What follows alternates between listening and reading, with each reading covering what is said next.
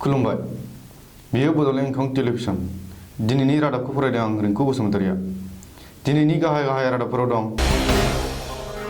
BTC बिसायख'थिखौ फावसायगोननि सन्देह। इउपिपिएलआ सा 22 बिजाथिनि गिबि फारिलाइखौ फोसावबाय।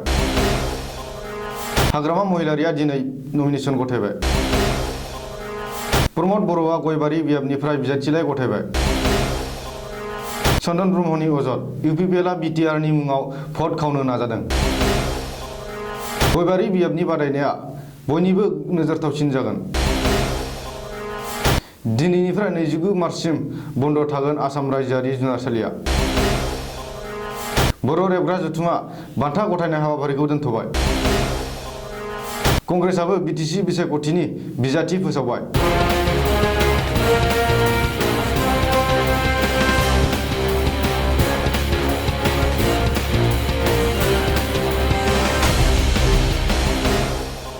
दानिया आबुं रादाब।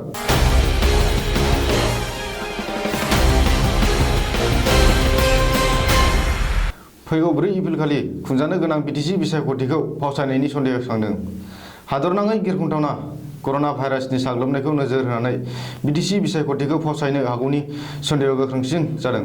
मख'नो गोनांदि कर'ना भाइरासनि गिख्रंथाव महर लाबोनायखौ नोजोर होनानै जायखिजाया सुबुं थुबुरमा खुंनायफोरखौ दोनथ'नो मिरु सोरखारा बिथोन होनायनि उनावनो बिसायख'थि फोसावदिंनाय मेलफोर खुंनाय माखासे जेंना नुजाथिदों। अब्लाबो बिटिसि बिसायख'थिखौ फावसायनाय-फावसायिनि बागै बिसायख'थि आय'गआ दासिमबो फोसावथ'वाखै। ओरैहाय रायजोनि गासैबो फरायसालि, कलेज, सिनेमा हल, जिम सेन्टारफोरखौ बन्द खालामनो रायजो सोरखाराबो बिथोन होदों। बिटिसिनि मोन 40 बियाबफोरनि गेजेराव सा 22 बिजाथिफोरखौ गिबि फारिलाइयाव फोसावबाय इउपिपिएल दोलोआबो। इउपिपिएलनि गाहाय नेहाथारि मावथि ब्रह्म हाज'वारिया खौरांगिरि मेल खुंनानै सा 22 बिजाथिफोरखौ गिबि फारिलाइयाव फोसावदों। फोसावजानाय फारिलाइ बायदियै दोलोनि आफादगिरि प्रमद बर'आ बाक्सा जिल्लानि गयबारि बियाबनिफ्राय बिसायख'थि गेलेगोन। ओरैहाय बिटिसिनि गाहाय हाग्रामा महिलारिनि देबरगाव बियाबाव बुद्धदेब मुसाहारि आरो खाम्फा बरगयारिनि सियांदुवार बियाबाव रनजित बसुमतारि एबा एनडिबिएसनि गाहाय नेहाथारि बिआर फेरेंगा इउपिपिएलनि बिजाथि जानानै बिसायख'थि गेलेगोन। इउपिपिएलनि बिजाथिफोरनि फारिलाइ बायदियै जमदुवाराव जिरन बसुमतारि, सराइबिलाव सिमा बसुमतारि, कसुगावआव उकिल बसुमतारि, दतमायाव ज्यतिरन्द्र ब्रह्म, बावखुंग्रियाव प्रतिभा ब्रह्म, चिराङाव मावथि ब्रह्म हाज'वारि, काजलगावआव रोनगोरा नार्जारि, सुबाइजार गुनेश्वर गयारि, मानास सेरफां सुरेश दैमारि, बागानपारायाव कातिराम बर', दरंगाजुलियाव फनिन्द्र बसुमतारि, नाग्रिजुलियाव सुशील दास, सुक्लाय सेरफाङाव प्रदीप बर', गरेस्वराव पबित्र कुमार बर', खैराबारियाव बाबुल बसुमतारि, कालंदुवाराव दिलीप बर', धनसिरियाव रुजुगोरा मुसाहारि आरो भैरबकुन्दआव एनडिबिपिनि आफादगिरि गबिन्द बसुमतारिनि मुंखौ फोसावबाय। ओरैहाय हाग्रामा महिलारिनि दैदेननाय बिपिएफ दोलोआबो आरोबाव बिजाथि फोसावदों। बिपिएफआ फोसावनाय बिजाथिफोरा फारियै धनसिरियाव फैलाव बसुमतारि, ननै सेरफाङाव सुरेश तान्ति, कक्लाबारियाव धीरेन बर', मानास सेरफाङाव धनन्जय बसुमतारि, गुमायाव रबिन्द्र ब्रह्म, कसुगावआव जर्ज बसुमतारि। मख'नो गोनांदि बिटिसिनि मोन 40 बियाबनि गेजेराव मोन 37 बियाबफोराव बिपिएफआ बिजाथि फोसावबाय। बिपिएफनि आफादगिरि आरो बिटिसिनि गाहाय हाग्रामा महिलारिया देबरगाव बियाबनिफ्राय दिनै गावनि नमिनेसन पेपार एबा बिजाथिलाइखौ गथायबाय।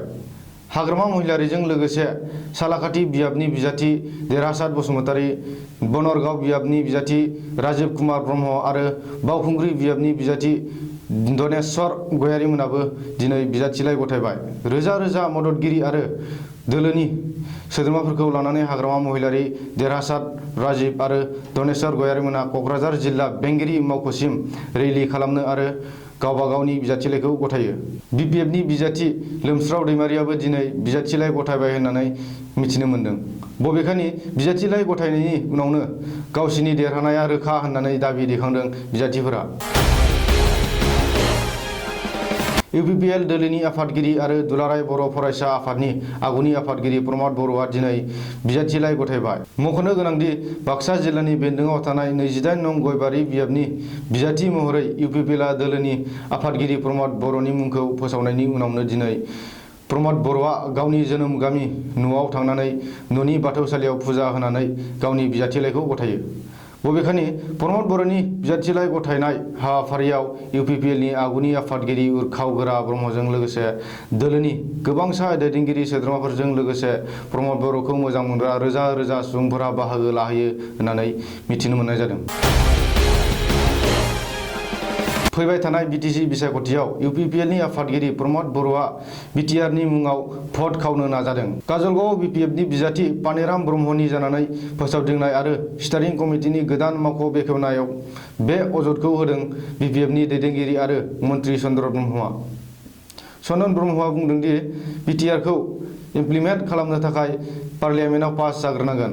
जेब्लासिम पार्लियामेन्टआव पास जाया बिटिसिखौ सिफायनो हाया। नाथाय प्रमद बर'आ बिटिआरनि मुङाव गावनि राजखान्थिखौ खालामगासिनो। मख'नो गोनांदि फैगौ 4 एप्रिल खालि खुंजानो गोनां बिटिसि बिसायख'थिखौ लानानै राजखान्थिगिरिफोरनि गेजेराव गावजों गाव मुं सुलायनाय आरो सोंखारिलायनाया बे समाव दोहोमैनो सोलिफुगासिनो दं। फैबाय थानाय बिटिसि बिसायख'थियाव बाक्सा जिल्लानि सिङाव थानाय 28 नं गयबारि बियाबनि बादायलायनाया बयनिबो गेजेराव नोजोरथावसिन जागोन। मानोना गयबारि बियाबनि बादायलायनाया इउपिपिएलनि बिजाथि प्रमद बर', जिएसपिनि बिजाथि नब कुमार सरनिया आरो बिपिएफनि बिजाथि सान्दि बसुमतारिनि गेजेराव 3 खनायारि जागोन। मख'नो गोनांदि सान्दि बसुमतारिखौ नागारनानै प्रमद बर' आरो नब कुमार सरनियाया बिटिसि चिफ मासिनि थाखायबो दोलोनिफ्राय सायख'जानाय बिजाथि। हादरनाङै कर'ना भाइरासनि गिख्रंथाव महर लानाया आसामावबो संखिखांनाय लाबोदों। बेखौ नोजोर होनानै दिनैनिफ्राय 29 मार्चसिम बन्द खालामसिगोन गुवाहाटी नोगोरमायाव थानाय आसाम रायजोआरि जुनारसालिखौ। कर'ना भाइरासनिफ्राय सांग्रां जानो थाखाय बे बिथांखिखौ लादों होननानै जुनारसालि खुंथायआ शिलंआव फोसावदों। ओरैहाय रायजोनि गासैबो नेशनेल पार्क आरो टाइगार प्रजेक्टफोराव दावबायारि हाबनायखौबो बन्द खालामनाय जागोन होननानै शिलंआव मिथिनो मोन्दों। मख'नो गोनांदि भारताव कर'ना भाइरास सन्देरनाय बेरामिफोरनि बिबाङा दासिमाव सा 110 सिम बांबाय। गलाघाट जिल्लायाव खुंनाय 36थि जोनोम सानजों लोब्बा लानानै माखासे थुनलाइयारि बान्था गथायनाय हाबाफारिखौ बर' रेबग्रा जथुमआ दोनथ'बाय। मख'थावना दि मुलुगनाङैनो गोसारनाय कर'ना भाइरासखौ बाङायहोनो थाखाय आसाम सोरखारा रायजोनि गासैबो स्कुल, कलेज आरो सोलोंसालिफोरखौ 29 मार्चसिम बन्द खालामनो बिथोन होदों। लोगोसे मेल मिटिं आरो थुबुर जानायखौ बन्द खालामनो फोसावदों। आसाम सोरखारनि बे बिथोनखौ नोजोर होनानै बर' रेबग्रा जथुमाबो सुरुफथार कलेजाव खुंनाय बान्था राननाय आरो बिजाब फोरबो हाबाफारिखौ दोनथ'यो होननानै फोसावदों। गुबुन गुबुन राजखान्थि दोलो बायदिनो कंग्रेसआबो बिटिसि बिसायख'थिनि थाखाय बिजाथिफोरनि गिबि फारिलाइखौ फोसावबाय।